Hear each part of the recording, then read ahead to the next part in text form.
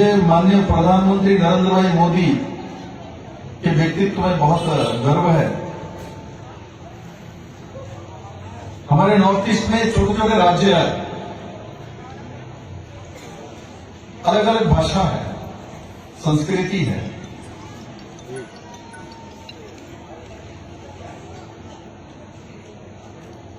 तो एक समय हमारे कम्युनिकेशन के लिए एक ही लैंग्वेज होती थी, इंग्लिश। आज हम इंग्लिश में भी कम्युनिकेशन करते हैं, हिंदी में भी करते हैं, और हिंदी हमारे राष्ट्रभाषा है। और लगभग सभी भाषा का जो सृष्टि, जिसको मदर कहा जाता है, वो संस्कृत है।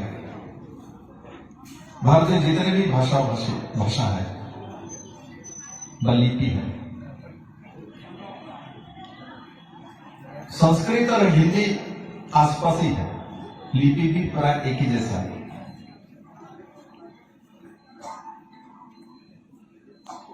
मणिपुर के साथ त्रिपुरा के संबंध बहुत पुराना है, ये आप लोग सभी जानते हैं।